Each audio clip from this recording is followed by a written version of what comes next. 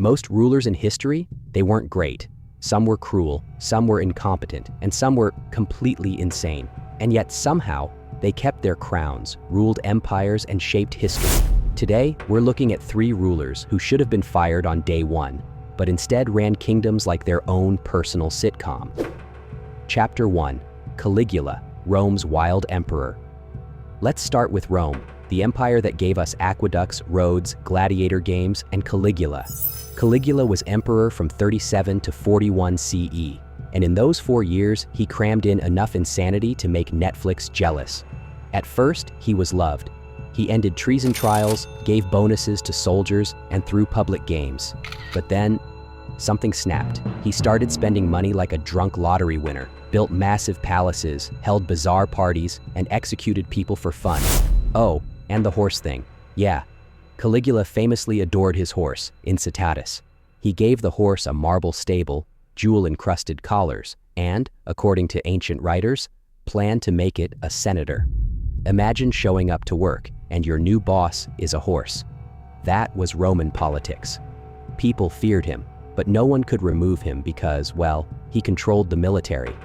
Eventually, though, even his guards had enough. He was assassinated after just 4 years on the throne. But in that short time, he proved that Rome could handle roads and aqueducts, but not horse senators. Chapter 2. Ivan the Terrible, rage-quitting his dynasty. Now let's head to Russia. Ivan IV, better known as Ivan the Terrible, and terrible didn't mean bad at his job. It meant terrifying, ruthless, and yeah, kinda unhinged.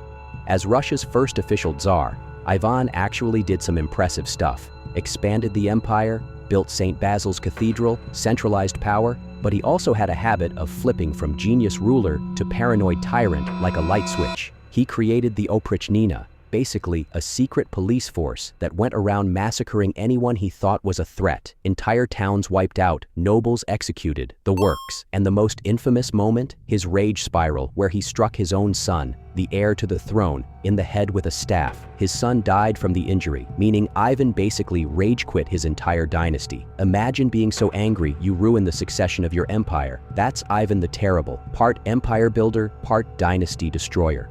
Chapter 3. Charles VI, the Glass King. And now, France. Meet Charles VI, also known as Charles the Mad. He ruled from 1380 to 1422, a very long time for someone who thought he was made of glass.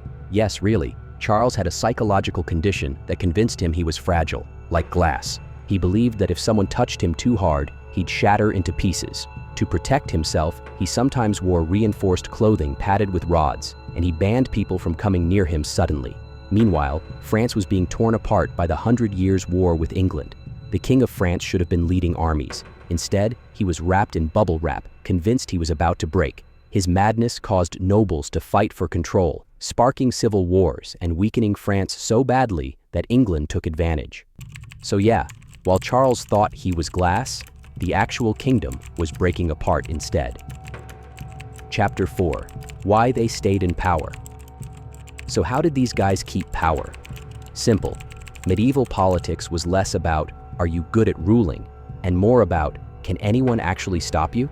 If you had the loyalty of soldiers, nobles, or just scared everyone enough, you could be as crazy as you wanted. It's like Game of Thrones, except instead of dragons, you've got horse senators, rage fits, and kings wrapped in bubble wrap. So yeah, Caligula, Ivan the Terrible, Charles VI, 3 rulers who show that history isn't always about wise kings and brilliant generals. Sometimes it's about absolute chaos at the top. Which one do you think was the worst? Let me know in the comments. And if you thought these rulers were bad, wait until you see the wars people fought over pigs, buckets, and birds. Subscribe, or I'll promote your goldfish to emperor.